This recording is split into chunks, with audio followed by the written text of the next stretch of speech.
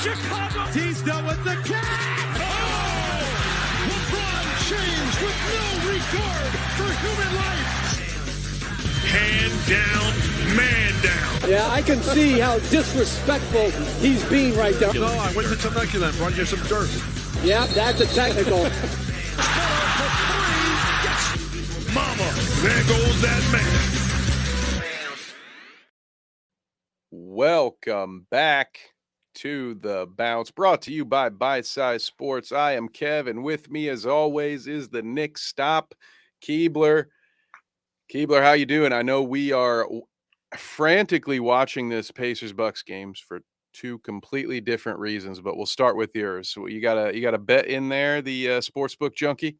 Oh yeah. So for the Bucks game, all I need is Giannis to get a block. He's not on the court right now, but he has fucking 50 points. So that's cool. He has 3 fouls, but I feel like he should be able to get a block, especially because Brook Lopez got a block earlier in the game when I needed it. But that being said, I do have a bet that I want to share before 9:30 when the game starts with the Hawks and Magic. What I have is a very watered down 10-leg parlay at plus 1,300 odds. So that would mean you have to bet $10 to make 130 or 100 to make 1,300. But it's Trae Young to get 8 assists, Franz Wagner to get 2 assists, Paolo and Franz to both get 15 points, Capella to grab 8 boards, DeJounte Murray to get 5 assists, which he has done in every single game that he's played this year. Jalen Suggs to get 14 points, plus rebounds, plus assists.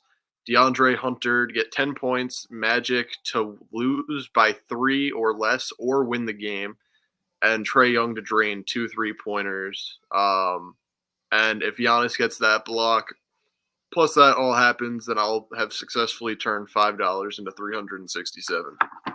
Ooh, and it looks like Giannis is back in the game from what I can see. Although I did purposely, my phone is streaming the game, and I'm running off of my data to avoid any streaming issues. So I do have it purposely a few minutes behind. So he might be out by now. But that is tonight's bet, brought to you by the Sportsbook Junkies podcast, which you can find right here on Bite Size Sports. Hey, I'm doing this a little earlier than I normally do, and we will, of course, do it again at the end. But we here at Bite Size Sports are so close to a milestone. We're very close. We are 10 subscribers away from 600. So if you could do us a favor, if you like what you hear, give us a thumbs up, hit that subscribe button, and give us a comment below. We'd love to hear from you. We're going to be keeping live updates on this Pacers-Bucks game. We will also, of course, talk about Magic Hawks as it's happening. But get your questions in. We're stunned by some of the teams in their places in the NBA standings at this point. That'll be the main topic of the night, that and the disappointing NBA in-season tournament courts. I don't know how the play has been. Maybe the play hasn't been as disappointing as the courts, but we'll talk about that a little bit as well. But right. The refereeing for the Knicks and Bucks game was absolutely fucking horrible. Sorry for my language. That's all right. We're outside of the 3 minutes now. We are all clear. We're good to go. Sweet. That was brutal. But the courts are also trash, so it's so bad. They're bad. I was looking at the tier ranker, so I could have them a tier maker. So I had them all kind of stacked out. I could see like compare and contrast. And there are a couple maybe with the Lakers color scheme that if I were playing on 2K, I wouldn't mind. But I just can't imagine. Like, I'm watching this Pacers-Bucks game where they're doing their city edition. So everybody has just copied what the Nets did with their dark gray. And every time I watched that, it always felt like there was something wrong with my television. Like it was something that I'm like, okay, this is kind of cool. It gave me like Boise State vibes growing up. Like, oh, this is just different. They're the one team doing it. So even though it looks weird, it's cool, whatever. But now that every team's doing it, it's like, man, it's just, it doesn't look, the contrast is off, and it just makes it, I don't know. It just, why would you have a high definition television? Then you're gonna dampen the visuals. You got the Pacers playing on this gray court and this dark black jersey, and you can barely see what anybody's. And then the paint, the interiors. Sorry for those of you. I'm assuming we're all here at the Bounce. We're familiar to the paint when I talk about it, but it's the exact same color of their jerseys. So you're losing players completely. It's horrible. I can't understand it. Yeah. Brand equity to me is at an all-time low for NBA teams specifically, because everybody just keeps doing this minimalist crap, or it's either black with nothing or it's some weird two-tone highlighter crap. Even this Pacers City edition, like this, there's this weird off-brand aqua blue that has nothing to do with the Pacers, and then the other part is like it's black highlighter yellow and highlighter blue, and it's just what's wrong with the colors that have been established? Like, do something cool with what's already been established. It's so weird to me. I hate it. Sorry, Keebler. How do you feel about either your Knicks City editions, their in-season tournament gear and court? Did you like any of it? I love the Knicks City uniforms. I think they're very clean. The only weird part is that with the word New York, it's like a weird double overlay. So you'll have like New York written here and then like New York slightly above it, like offset. Excuse me. But other than that, the courts suck for the in-season tournament. It's like a stripe going down the middle with a trophy at center court, and then just the weirdest color that you can come up with. It's, in my opinion, one of the worst things that you could have came up with. Like you said, there's a lot of jerseys that I don't like. A lot are trying to go with the simplistic route. I know that the Knicks just partnered up with Kith to drop some like Knicks merch, which is really cool. It's a little expensive, but I like that a lot.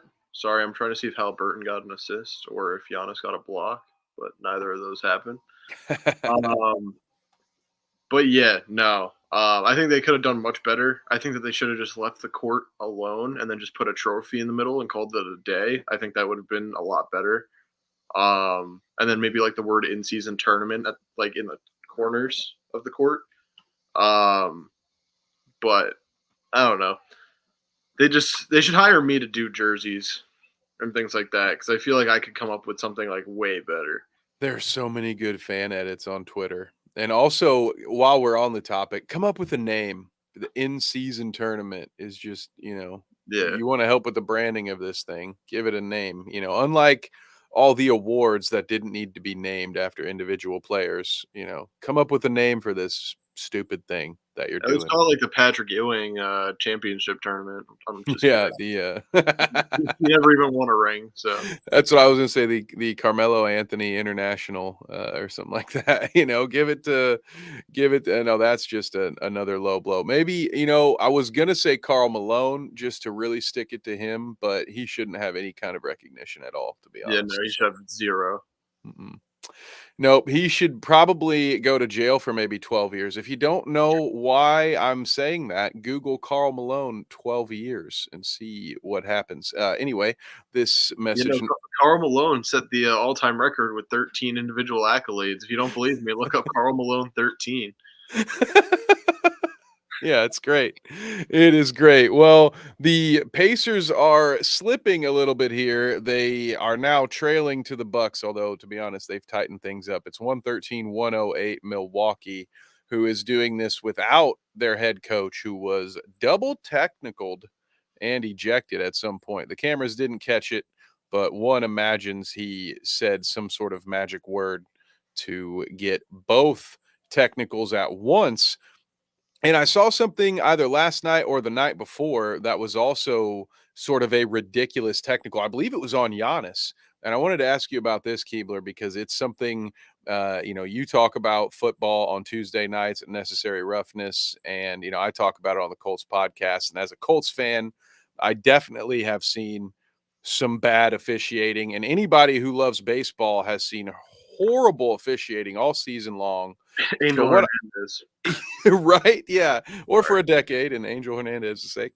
And it's the NBA is not immune to this, but what really irks me is when you see NBA officials they seem to have a level of personal investment that only really baseball can match. And what I mean by that is NBA players are told to keep their cool to avoid getting technicals, but we see situations where officials lose their cool, they have an ego, and then players, or in this case coaches, get ejected for something. Like, I don't know what could Adrian Griffin have said to an official that is worth a double technical and an immediate ejection. Like, I can't imagine. Like, does he threaten violence to him? Like, I can't imagine that he could have done anything that would have warranted that.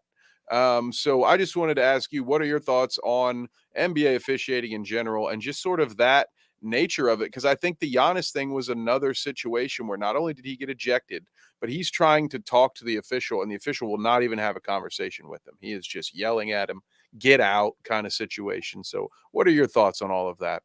Yeah, I thought that was pretty ridiculous. I don't think that for going like this, after you dunk on someone, you should get ejected. Um, it's like, let him celebrate. People do it all the time, like when they do the little muscle flex or things like that, like whatever. I get it's taunting, whatever. There's never really been a taunting thing in the NBA. That's more of the NFL. But obviously, Giannis might have taken it personal if you look at his stat line with 54, 11, and 3 tonight, or 2. Sorry. So maybe that just drove him up because he hasn't been having the best year. So maybe they helped him in a way. Damn refs always messing with Indianapolis, man. What the hell? But the refs, when they blow so many calls, like the Knicks versus Bucks, for example, or Knicks versus, was it the Celtics? I think it might have been the Celtics when Jalen Brunson shot a 3 and then Yes, Jason Tatum landed under his foot, and he gets a technical for flopping. It's like you set up the rules so that way you protect your shooters. It's supposed to be a flagrant on Tatum, but you give a technical to flopping on Jalen Brunson when he landed on Tatum's foot. So I think when refs make mistakes like that, they should at least get like maybe 1 or 2 game suspension, or refs should have to do a post game interview or something. I feel like that'd be fun. Oh, that level of transparency would be great. No league would ever consent to that. Yeah. They all, even when, because to go back to that Colts Browns game, to take it to another league, they, because of Jim Irsay let it loose, internally they're like, oh yeah, we got that one wrong. But they would never have come out and said that. I think the NBA is probably very similar, where they review these calls on a nightly basis and they see these things, and they have a board that will go in and say, yeah, you guys got that one wrong. You cost this team this game. But I'm sure they would, especially now that sports betting is in the mix, because then that just opens up too many doors, I think, for them.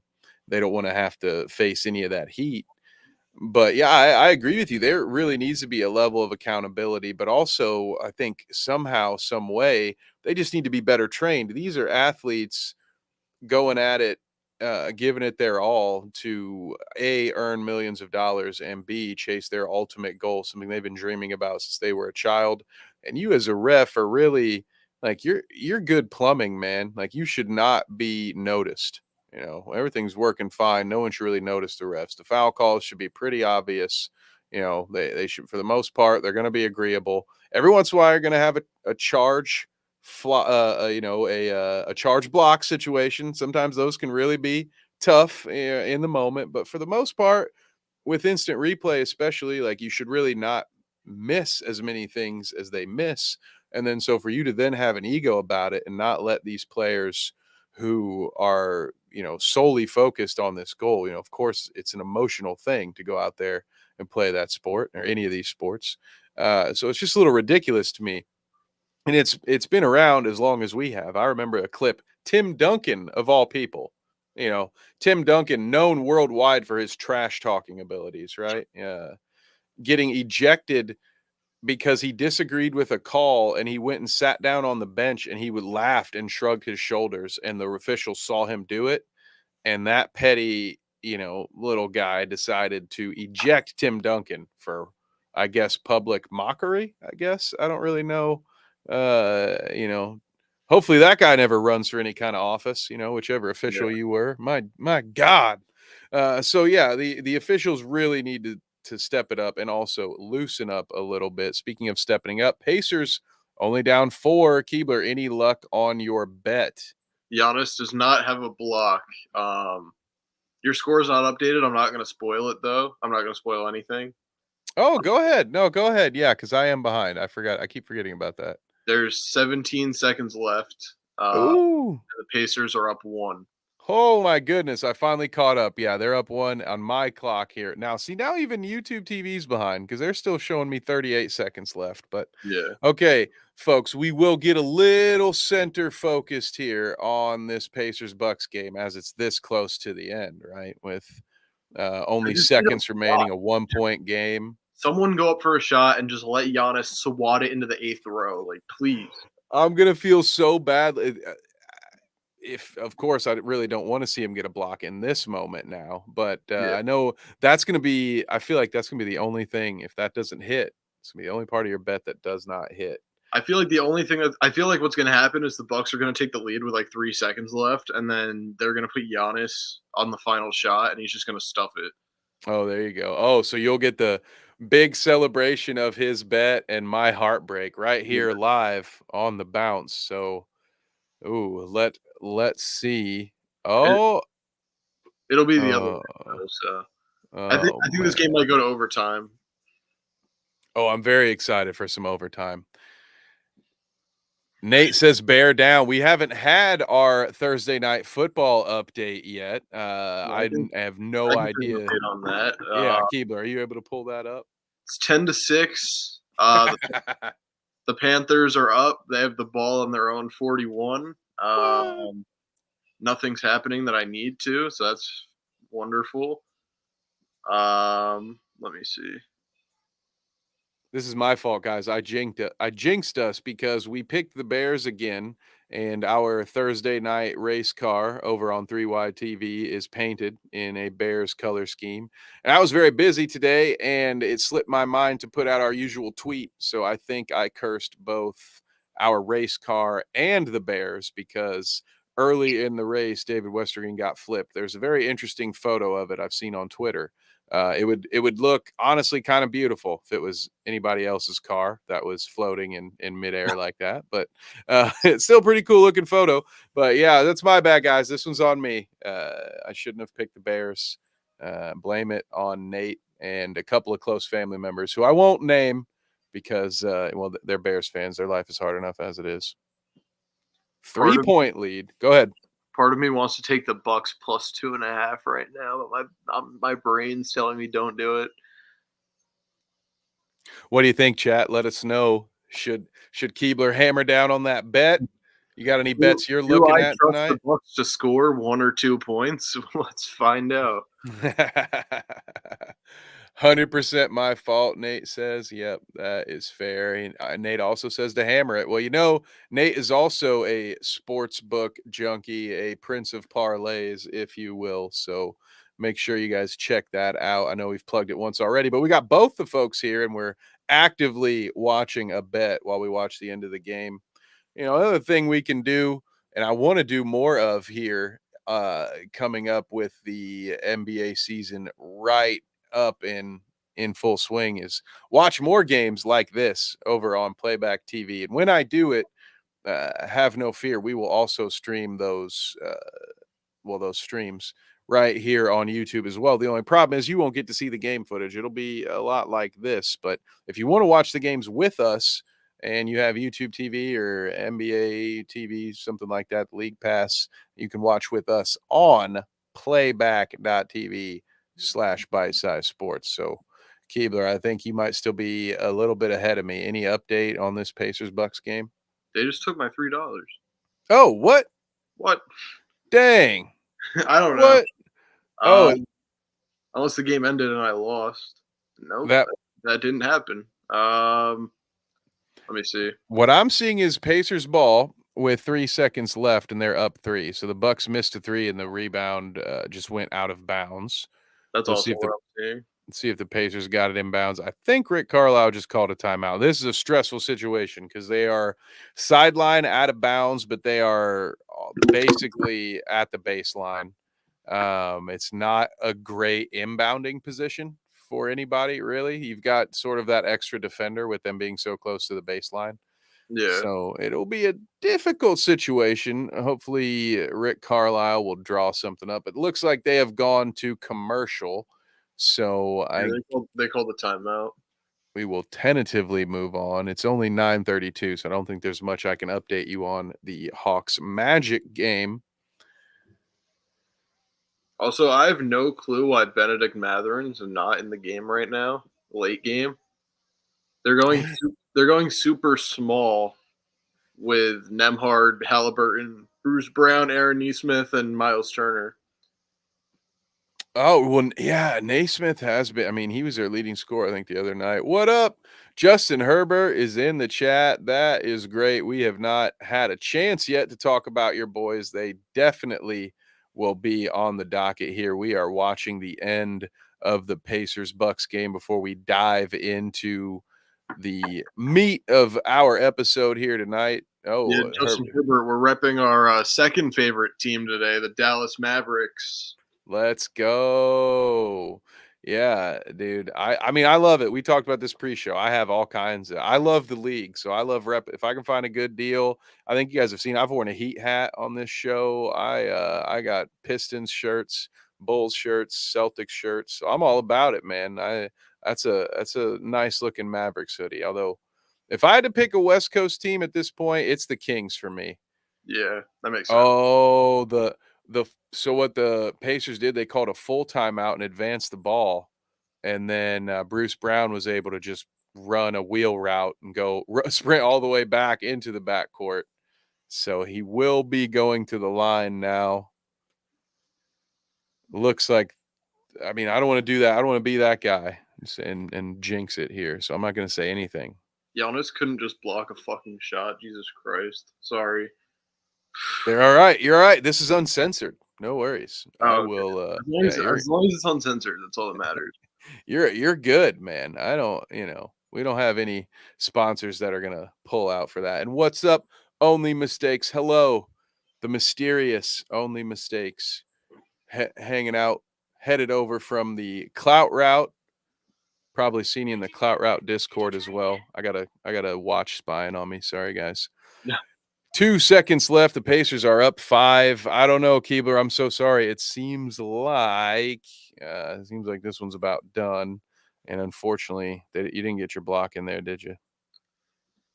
No. Damn, man. I'm so sorry. So I'm hoping when they do after the game, when they go through all the plays and see, maybe they'll just credit him with a block at some point. That's right. That's right. Probably won't fucking happen, but it could happen.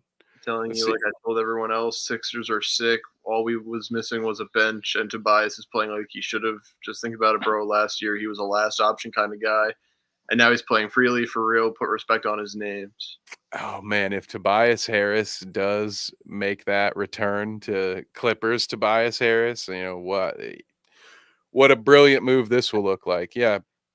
At first, I was like, hey, this collection of depth bringing swingmen won't be enough. Like they were all just a bunch of lanky 3-and-D guys that were all veterans. I wasn't sure that it would work, but so far it has.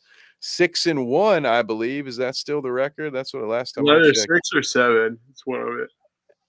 Oh, also, yes. Justin Herbert, did that I know it said that it should be there by Thursday. Did that jersey end up making it in today? The Tatis? That's what's up. So I'm hoping it did, but need the verification on that. Well, that looks like that will put the wrap on our live game coverage for this matchup, but I guess we can dig into the standings now a little bit here, Keebler. So I'm going to pull it up because there are some very interesting some teams not where we thought they would be.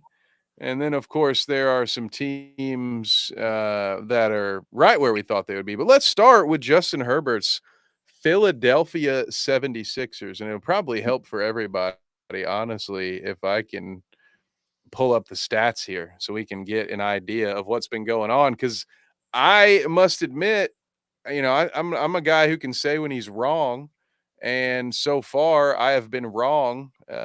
They didn't blow it up when they got rid of James Harden. So, Keebler, what are your thoughts so far on a 6-1 76ers team?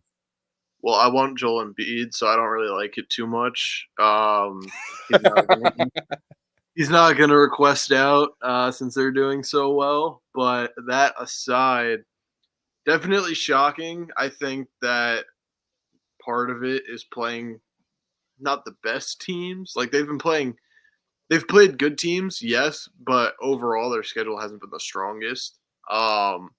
But you see Tyrese Maxey averaging, I think, over 25. You see Kelly Oubre, I think, dipping just below 20. You see Joel Embiid being the perennial MVP candidate that he is every single year. I forget who called him it, but someone called him the greatest scorer of all time. Like yesterday. Who was that? I don't agree with that whatsoever. I think that he has the potential to be one of the best scoring centers of all time, but in terms of scores, he's never going to pass a guy like Kobe, never going to pass a guy like MJ, KD, things like that. But love you, but no, Joel, no. Only team in the NBA for 3 or more players to average 20 or more. Yeah, exactly. You got Kelly Oubre right there, dropping 17. That ain't looking bad either. Oh, he dipped down to 17. Yeah, he's down to 17, and let's see. Oh, that doesn't work. We'll go back to the other one. So you got Batum there. He's only averaging 8 points, but we'll see what he does. DeAnthony Melton. Yeah, it's just a little bit from everybody, and then way down, averaging 2.6 points per game, but coming in as the top rated defender 7 games in is Patrick Beverley, who I thought was tricking all of us. I'm still not certain that he's not, but right now he can hang his hat on being a top rated defender. And he recently said, we might hate him, Keebler, but our favorite player wants him on their team. Do you agree with that? Would any team be better with Patrick Beverley on it? I mean, he's electric. So I would love his energy and what he brings to the table on the Knicks, but we just don't have the guard room for it. Definitely happy to see him having a good role on the 76ers. My boy that I went to high school with lives in Philadelphia and bartends at a restaurant. And he met Pat Bev at that restaurant. And he said that he's a very down-to-earth, humble guy, great dude. So whether it's a persona he puts on the court or if he's just very competitive, overall just a class act, in my opinion. Yeah, he's a guy that I enjoy in the league. I think it's more fun when you have guys like Pat Bev. So I can't hate a guy like him and then have the love that I have for Lance Stevenson, right? You love that player when he's on your team, when he's being an irritant to other players, especially when he brings a bunch of energy. And if he's somebody, as long as it's not a situation where he's punching his teammates in practice, at that point, then I start to say all right, maybe I'm ready for you to leave. But hey, that team, maybe in that situation with Golden State, maybe it actually was the guy who got punched who needed to leave, because they seem to be very happy over there in Golden State early on. But yeah, I'm a big fan of Pat Bev. Now, the next question before we move on from this Sixers team is, do you think, I know what you want, or you feel free to expand on what you want, but do you think the Sixers are going to maintain this pace? Are they going to be a top 2 team in the East throughout? I think that they could be a top 3 team for sure. I don't think this pace is going to be the entire year, because this pace would put them on track to go at least 63-19, which I don't see that happening. But and that's just at least. I'm thinking at the pace they're on, they're on pace to go like 70-12, which just isn't happening. But Right. Agreed. they're gonna hit a fall off. But I don't see the Bucks being a top 2 seed. Just looking at their defense. Whatchamacallit? What was I gonna say? I just lost my train of thought. Yeah, I don't see them being a top 2 seed. No, I can see them being a top 2 seed because the Bucks are gonna go down a little bit, but I think their floor is like the 3 or 4 seed. Okay. That's fair. And to be honest, that's a higher floor than I had them coming into the season because everything was up in the air with Harden. And I don't disagree. Now, I will actually take it back to the standings here so we can take a look at that because there are some teams that are going to have something to say about it, namely the Bucks and the Celtics. But I think once you look outside of that, it really does make sense where it's like, okay, yeah, the Sixers as a top 3 or 4 seed guaranteed. Yeah, I would feel pretty comfortable with that, I think. So here it is. We've got Atlanta at the 5 right now, who didn't make the thumbnail, but I'll be honest, 5 is a bit of a surprise. Maybe that's on me. I know, particularly when we did our preview, I think we were all kind of low on the Hawks this year. We expected them to maybe trade DeJounte Murray or maybe blow it up. But so far, they're at 4. And I mean, they're not setting the world on fire, but they're at the 5th seed. The Magic being at the 6th seed is a bit of a surprise. I'm not surprised to see the Bulls playing so poorly, but apparently everyone else is. They should have blown it up. I'm surprised the Cavs out of the picture at the moment. Yeah, the Cavs are very surprising at the 11 spot right now. Washington, Hornets, Pistons, all right where they're supposed to be. Toronto. Sorry, here we'll switch it so you can make this a little bit larger. There we go. Hopefully that helps. The Pistons dead last? The Pistons are at 2 and 7. Oh, they're so. Yeah, I guess to be fair, they're a little lower than we thought. We wanted them to be in the running for a bubble team this year. I still think that they can pull it together, but Duran's been injured, so you're losing that absolute monster of a man. He's only 19 years old too, and he's just one of the best rebounders in the NBA. It's crazy. He's like 3 years younger than me, and he's doing a whole lot more in terms of the NBA side.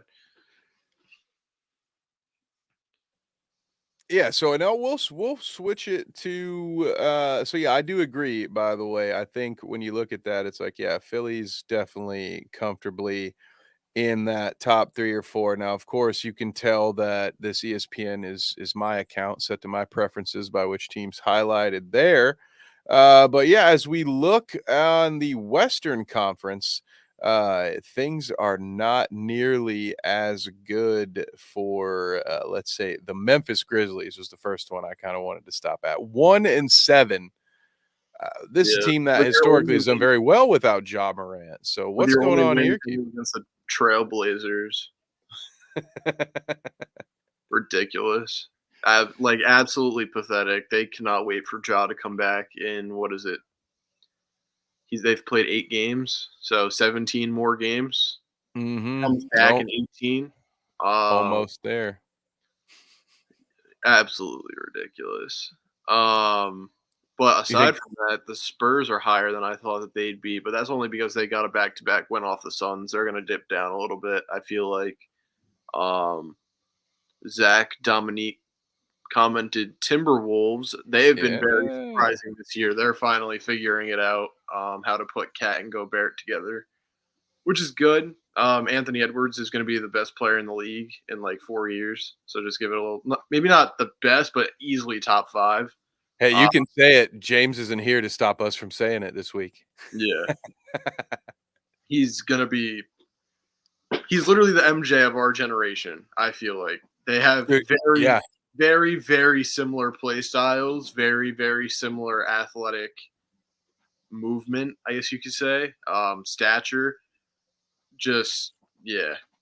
You can tell Edwards emulated his game off MJ, like in the way that you could tell, when you'd put certain moves that Kobe learned, when you put him side by side with MJ, you'd be like, here's a guy who watched the film and this is how he practiced it over and over and over again. And some of it, I don't know with Edwards if it's that same level of he's just practiced it, because this is just the way he dunks, the way he attacks the rim. Like he's a phenomenal athlete. And I agree with you. That's something that we've caught some flack about on this program for all the Anthony Edwards hype. So I know Johnny NFL is out there somewhere, our Vikings expert, and I'm sure he also is loving the Timberwolves love. So Gobert, as you mentioned, I think a couple nights ago he had like 20 and 17 or something like that. Just finally putting it together.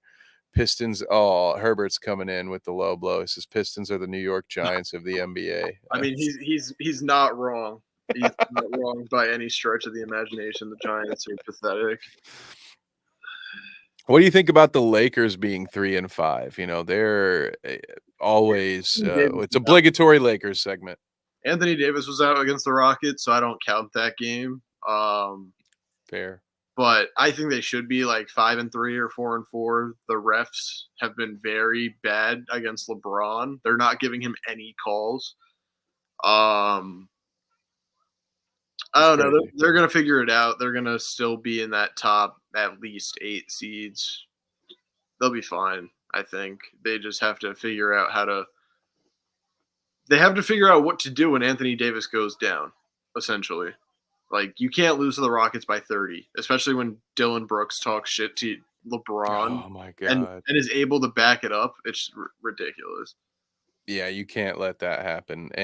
And thus the trade machines featuring Miles Turner to the Lakers begin. Time is a flat circle. There we go. Lakers are the Jaguars of the NBA. I love this. And then Zach says, Justin, are you a fan or a hater of the NFC East? Yeah, I think I get he's a Chargers fan, I think, right? So yes. That makes him an NFC West fan. I love that. Yeah. So we've got, of course, the Nuggets right there are at 8-1. But how they come into play now is Jamal Murray, I believe, is going to miss about a month. I believe I heard it was the rest of the month. Yeah, we're only in day 9, so that could be a bit of a stretch. Now, historically, we've seen the Nuggets clearly are much better with Jamal Murray in the lineup. Are you worried at all, Keebler, about the Nuggets without Murray for a month? They're still winning games.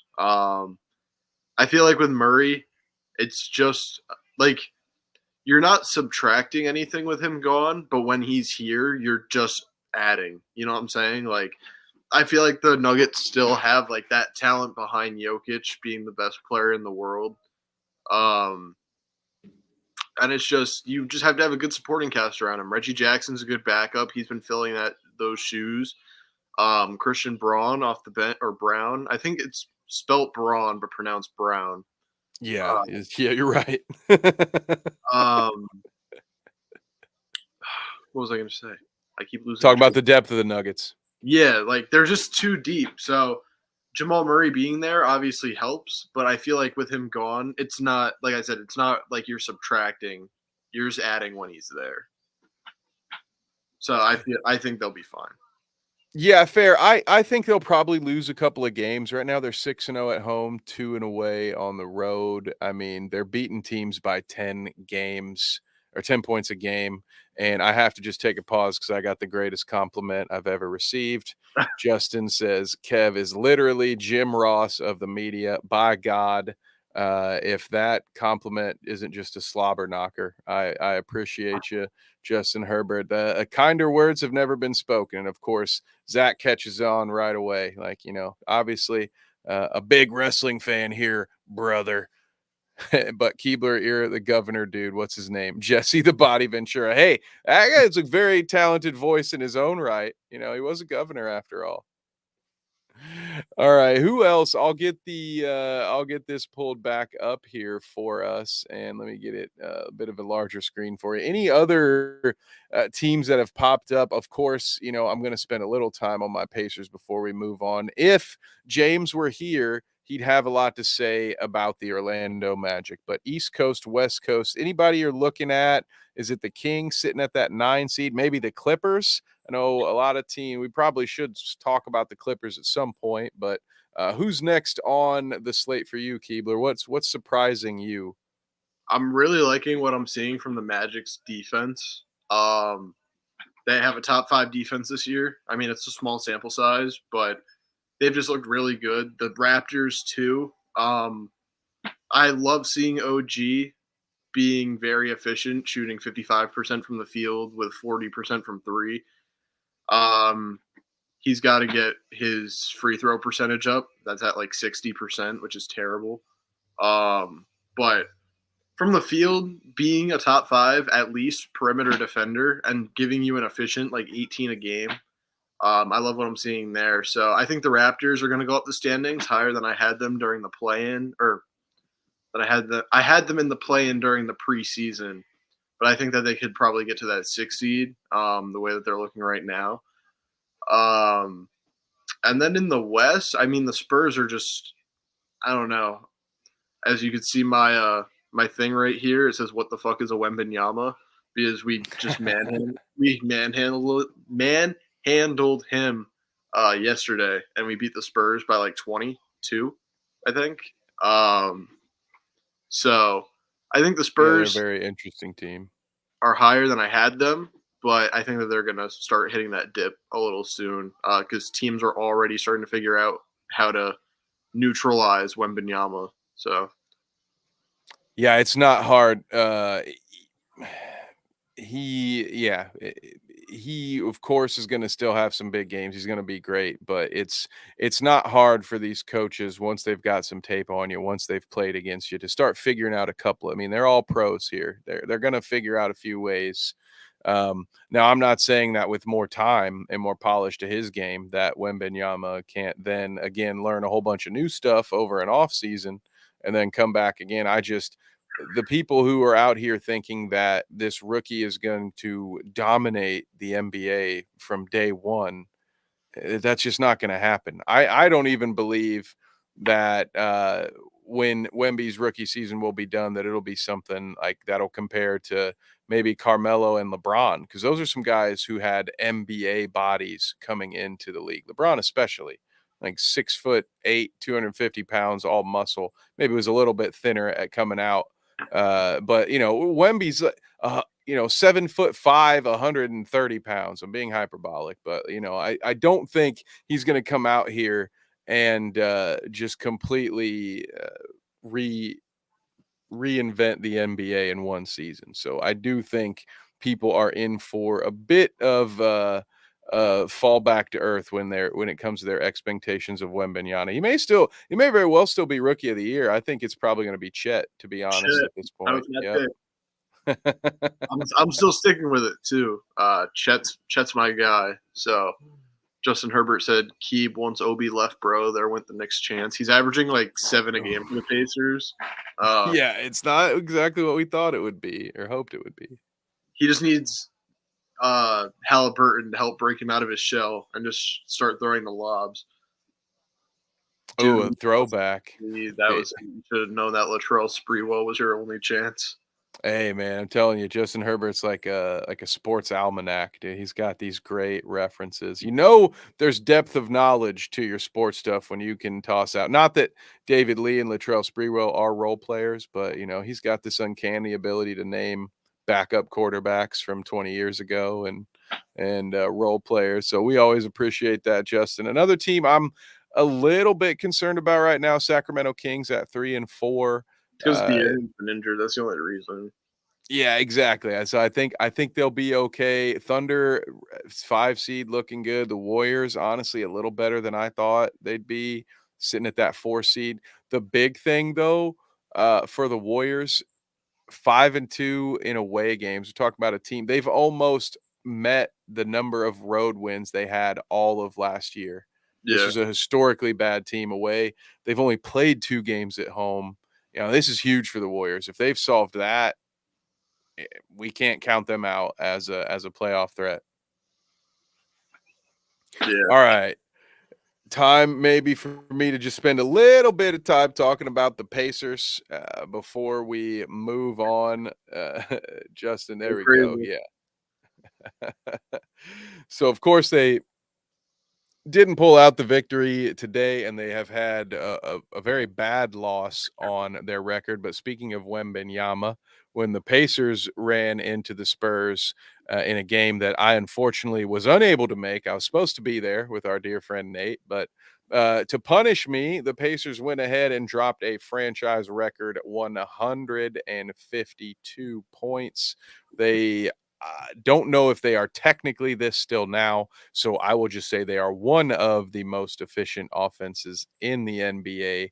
6 wins, 3 losses.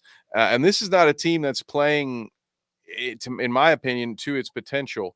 You mentioned Obi Toppin hasn't really opened things up in the way that we expected, at least that I was hoping, and that what Keebler had expected from his time in New York.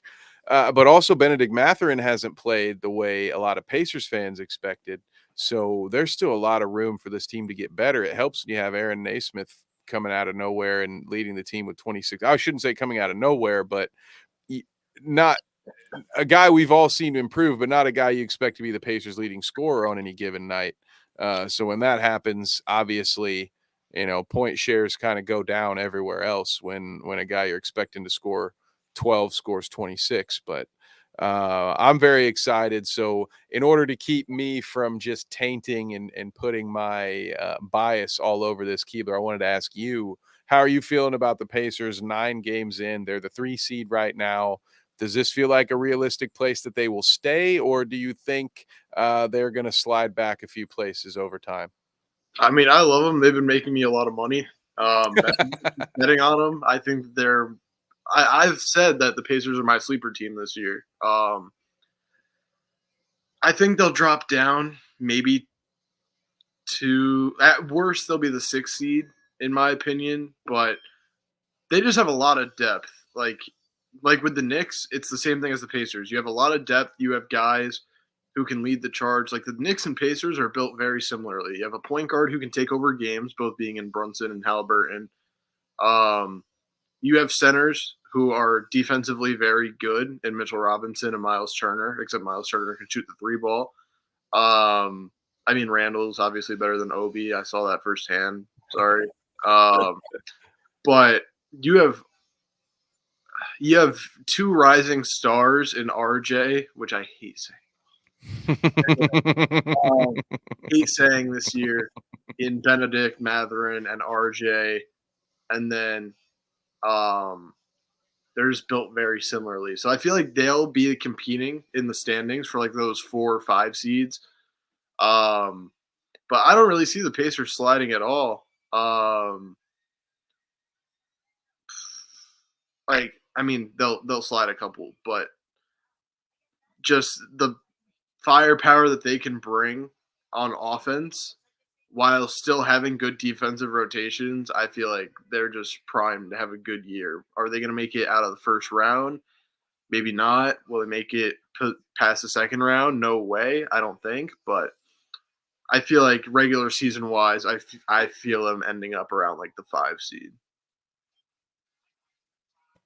Well, I like that, and I want to address this.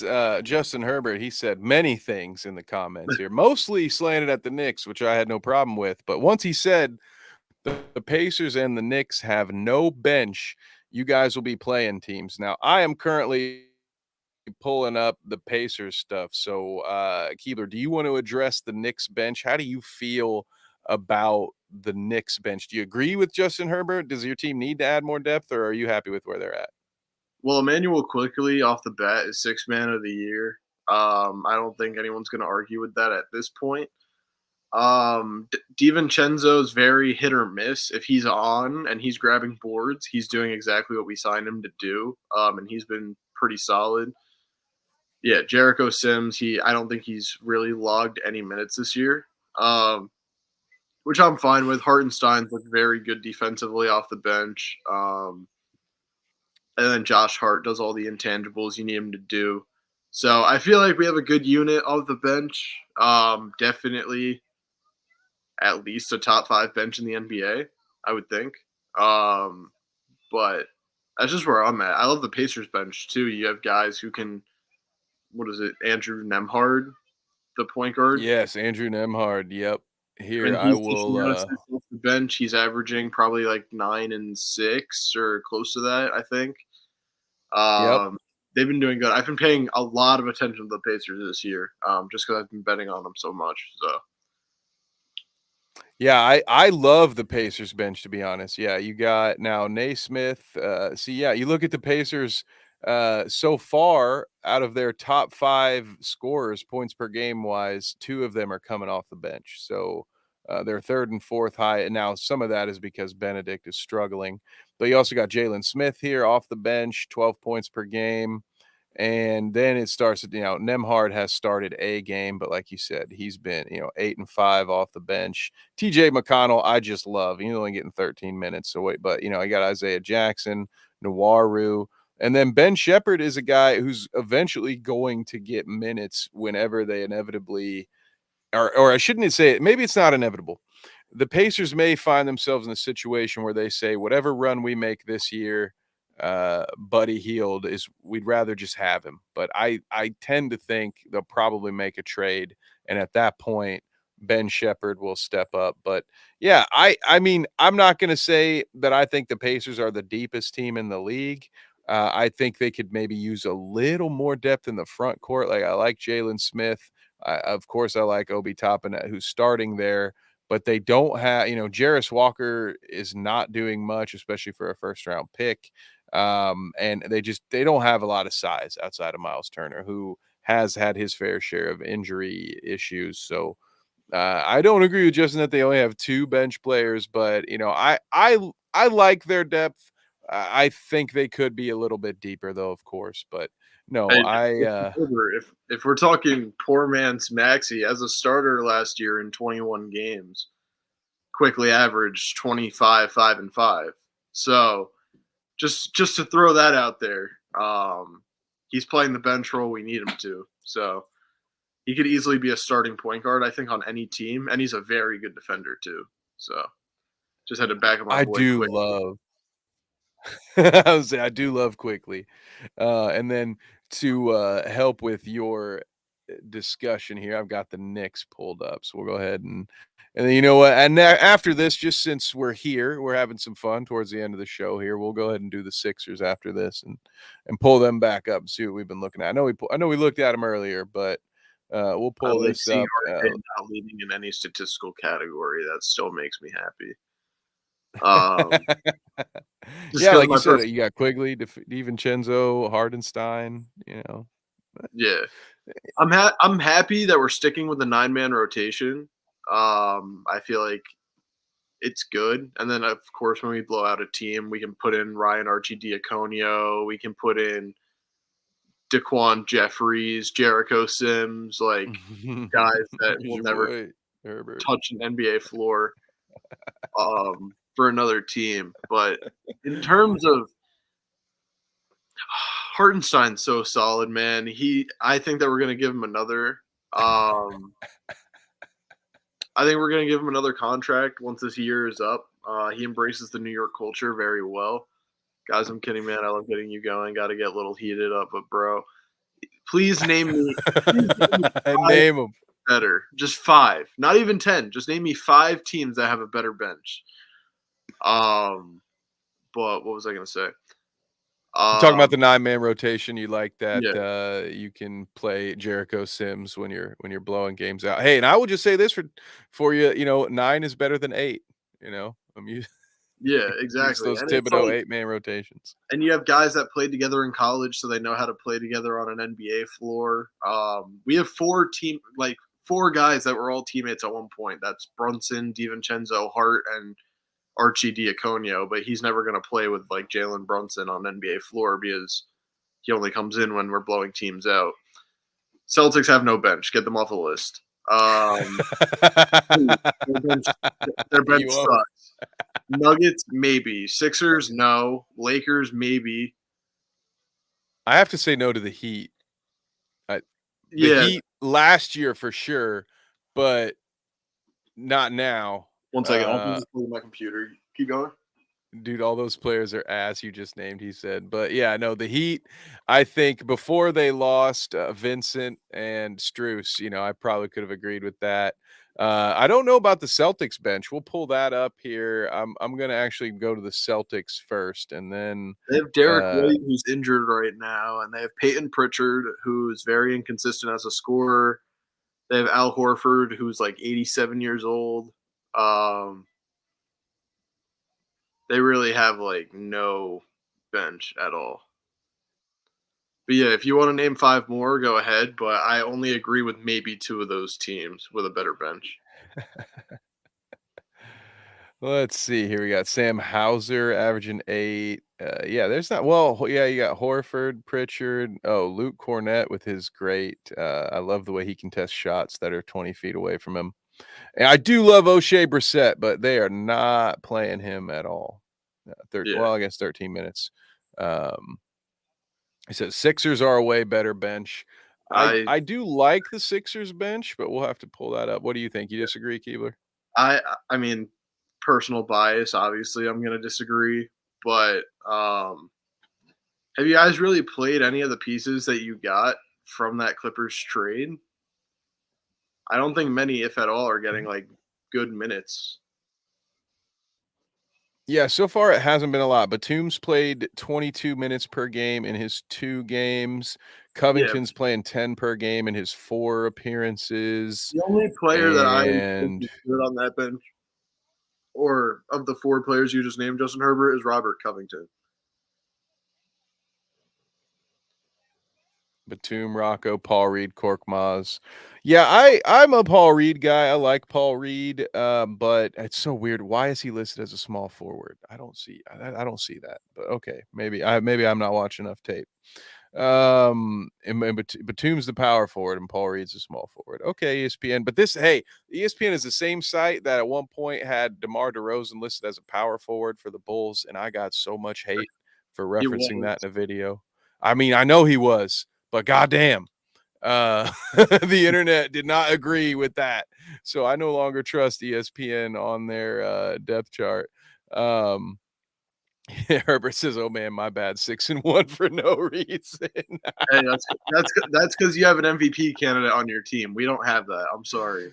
It's Maxey, it's Embiid, it's Harris, Oubre. Yeah, it is mainly the starters doing most of the work. And then, hey, listen, Isaiah Hartenstein, if I'm gonna be real as the mediator here, Isaiah Hartenstein, Paul Reed, I'm good. I love them both on 2K. I'll say that. I love them both on 2K. Isaiah Hartenstein is better than Paul Reed. That's all I'm saying. just gotta throw that in there.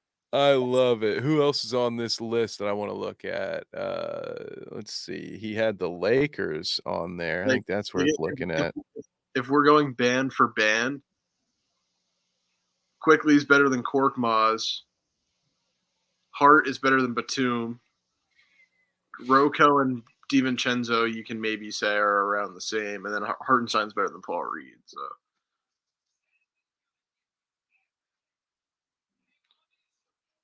Well, here we have the Lakers bench. Rui Hachimura, Christian Wood, Gabe Vincent. I mean, on paper, this is solid bench. Cam Reddish, but then you move over here. Look at the as a Knicks fan, he's trash. Fair enough. Yeah, the Lakers. I am going to be cautious with this one. I think there's some potential. There's a lot of potential. I thought this was going to be a very good bench. Doesn't look great so far. Lakers money line and Cam Reddish is taking the fucking last shot of the game when you have LeBron James on your team for the game winner. Unbelievable. I forgot about Pat Bev being on the Sixers bench. That's what, averaging 2 points a game. It has you like at the bottom of the list. even with all those minutes. But well, there we have it. I think I've had a lot of fun looking at these benches. That was a an unplanned detour here. Whoops, I did not also unplanned for the show here. But we are closing in on our Keebler. We talked about the in-season tournament, mainly our disdain for the courts, but we didn't talk anything about the actual play. So, how have you felt? I know going into it, I was not a big in-season tournament guy. I don't get it. I still don't quite get it. Have you enjoyed it at all? I mean, I just love watching competitive basketball at the end of the day. So just getting to watch basketball, even if I feel like it's just a label to put on some games, like, oh, it's an in-season tournament game. Like, I don't know. I love the sport. I love watching the sport. So seeing it be a little more competitive for guys trying to make that extra like 500K, whatever it is. I don't know what the prize pool is, but um, I like it. I don't like the courts. I think that they could have done a much better job, like we said at the top of the show. Um, Jerseys, I'm fine with. Like it's whatever. But I'm pretty indifferent. I'd say it's fine. That is fair. Yeah. So far, I'd like. I want to give them enough time to try to figure it out. I guess that's what I'll say about the in-season tournament. I don't love it, but I think it could be something cool. Other sports have made stuff like that work, so why not? Let's give it a shot. But the other thing we have to give a shot before we head out here and tell the folks where they can find us is the weekend preview. So Keebler, I've got the Friday, Saturday, Sunday slate queued up here. We're going to make things just a little bit bigger for you. All right. And let's see what sticks out on your end here for the Friday slate. We've got Oklahoma City, Sacramento. Oh, wait, actually, there it is. So there's Friday. There's the whole slate laid out. Which games are you looking at? Which games do you tell the folks at home to watch? I like Lakers and Suns at 10 o'clock on ESPN in a primetime game. I feel like that'll be a lot of fun, especially with Beal back. He did good yesterday, I believe. 13-4-4, not terrible. But I think that's going to be the game to watch. If I'm looking at any other games, Sixers Pistons game tomorrow, that's fire. Yeah, that's dope. I feel like that'll be a fun game to watch too. You get to see Cade Cunningham. I'm going to the Knicks and Pistons game on November 30th, so we'll both get to see that Pistons squad. But I like the games that are going to be on ESPN. I like the Nets and Celtics, and I like the Lakers and Suns. I think that those are both going to be two good nationally televised games. I'll throw in a couple of bonus ones for maybe the more truer hoop heads. You know, if you're really looking, if you're scouring, one day we need like a red zone for the NBA. Get after it. But I think New Orleans at Houston could be a good matchup to keep an eye on if you have League Pass. Dallas hosting the Clippers. Those are two teams that their chemistry, their play style, how their stars are gonna coexist has been some storylines that I've been keeping an eye on. So to see Clippers versus Dallas, obviously Dallas has been handling their two stars so far a little bit better than the Clippers new quartet has played together. And Oklahoma City at Sacramento, it really depends. I think if Sacramento is still without Fox, then it's probably going to not be as good of a game as it could be. But if you're up that late at 10 p.m., you are rewarded with, I think, a nice glimpse into the future of the NBA's Western Conference. Anybody that you're going to be betting on for the Friday slate? I know that Saturday and Sunday they may not have any spreads available, and I don't know that they have props. But is there anything sportsbook junkies wise you would tell the folks to bet on for Friday? See, I don't usually make it till the day of, but I feel like okay.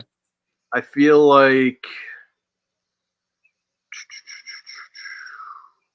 if I'm going based on who I think are going to win these games, the 76ers, I think the Wizards, I think the Celtics, obviously. Why are the Pelicans the underdog? Zion still out? Oh, CJ McCollum with his collapse along. Trey Murphy Oh, out. that would do it. Okay, so I think the Rockets will take that then. Just seeing after what they did to the Lakers. Timberwolves -6.5. I like against the Spurs. Oh yeah, I like that too. The Grizzlies are the favorite against the Jazz. I think the Jazz are going to win that game just based on what we've been seeing from the Grizzlies. Tickets as low as $4 if you want to check it out. And then I like the Mavericks -2 against the Clippers at home. I like the Lakers as an underdog if Anthony Davis is healthy. If he's not, take the Suns. But if Anthony Davis is healthy, take the Lakers. And then I like the Thunder over the Kings. I like it. Yeah, I will. Yeah, we'll stick with those. That's some good picks. And then Saturday, not as thrilling, so we can probably get through these a little more quickly. We've got a rematch of a championship from a time gone by as the nightcap. But anything else, Keebler, sticking out on the Saturday slate for you? That's a good question. Yeah, it's Raptors deep. Celtics would be a good game, especially on the second night of a back-to-back for the Celtics. I could see the Raptors taking that with their defense. Hawks and Heat, I think, is a play-in rematch, right? I think so. That could be interesting. And Milwaukee at Orlando, just because of where Orlando's at early in the season, there's some excitement there. Good opportunity for them to just see where they really stand up against one of the better teams in the league. Now, to be honest, I think that'll be one of those games that's close for about 3 quarters, and then Milwaukee will probably pull away. But I think it's very exciting if you get the chance to catch the first half of that game. I think you could familiarize yourself with some of these young Magic players that I think are going to be really good. I agree. Cleveland Golden State. As a dude who lives in Ohio, I've seen that matchup so many times. It just doesn't interest me. All those NBA finals and stuff. Like the combination of those 4 colors just kind of makes me not want to watch basketball for whatever reason. I have no idea why. I don't know how one could ever get sick of that Warriors dynasty and or LeBron James and the Funky Bunch. How could we ever have gotten tired of that? Thank God we are no longer in those dark times. Charlotte at New York. You guys got the NBA spotlight all to yourself for a game against the Hornets. That doesn't seem fair, Keeper. Oh, great. Love that. Right. Yeah. Just when you get all eyes on you. Ooh, matchup of the weekend for me personally. Pacers at Sixers, 6 p.m. Man, Herbert and I will be enemies for that evening. I also like Denver at Houston. I think that will be more of a litmus test for Houston than the Lakers game was to see if they really are doing something. Even with an injured Rockets team, I think that's a better. I still think my matchup of the weekend too. Thunder and Suns, 8:00 on Sunday. Ooh, I like that. Okay. I also like Minnesota at Golden State. Especially with Chet and KD working out together this summer, I think that'll be a fun matchup to watch. Oh, that will be a lot of fun. Yeah, I agree with you. That's a great one. Built similar. Herbert's going to have his eyes locked in on that bench matchup between the Pacers and the Sixers. Yeah. We'll have a little more data to back up those arguments for next week, huh, Justin? No, that is great. So that does it. Anybody else before I close the books on our weekend preview here, Keebler? I'm just trying to not there, but we play the 76ers in MSG on March 10th. Oh, okay. But we play them in Philadelphia on January 5th and February 22nd. You'll make a trip? Honestly, I might. My boy lives in Philadelphia, like I said, so maybe I'll hit that game with him. That'd be nice. That's a place I haven't caught a game yet. Although I don't know, no disrespect to Philly. If I'm ever going to go see a game in Philly, I don't think it's going to be for a team that I'm rooting for. I think it'll be one where it's like I'm a neutral third party and I can just go in wearing Philly gear so I don't get harassed. Yeah. Yeah, there we go. Only good thing from Madison Square Garden was the Dudley Boys versus Hardy Boys ladder match. Hey, I will say in the world of wrestling, there have been many great things to happen at the Garden. But that absolutely was one of them. Yeah, I got to talk more wrestling. I got to get the wrestling show more steadily a part of the rotation. But damn, where do you get the time? I can't sit here and talk every night of the week. Otherwise, I'd probably start losing us subscribers. But anyway, Keebler, thank you so much for another wonderful evening. We are at about the 70-minute mark, so it's time for our final segment. Where can we find you? So you can find me Tuesdays, 9 o'clock with John and Nick over on Necessary Roughness at 9, 8 Central.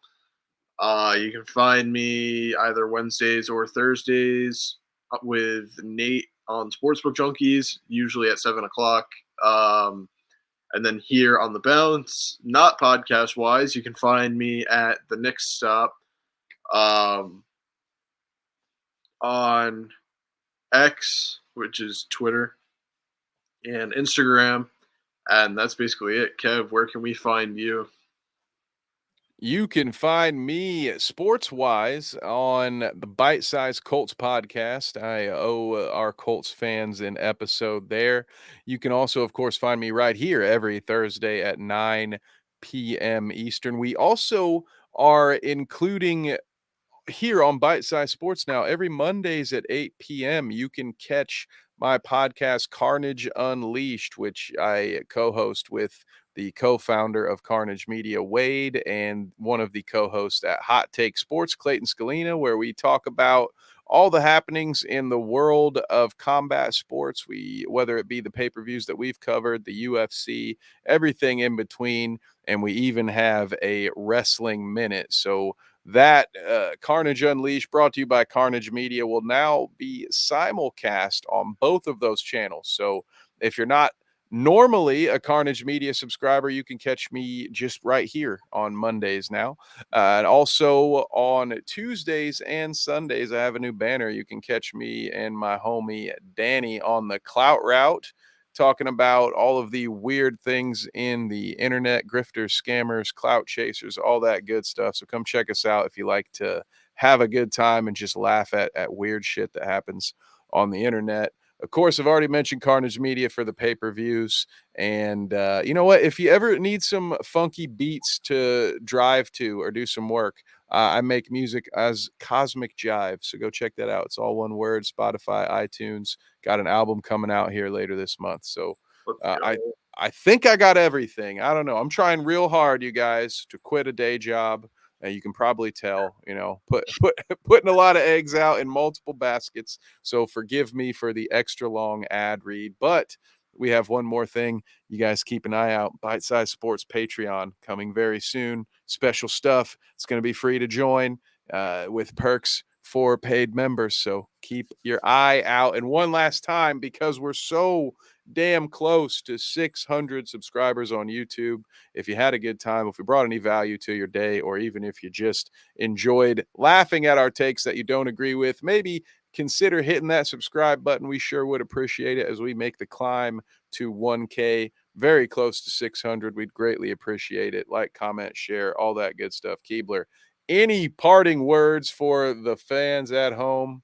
He is good. He's going to give you some betting advice later on, and I will play the outro music, which is the intro music, and we will see you next time, folks. Thank you so much for watching. Miller for three. Yes. Jordan. Open. Chicago with the lead. Court. Batista with the catch. Oh! LeBron James with no regard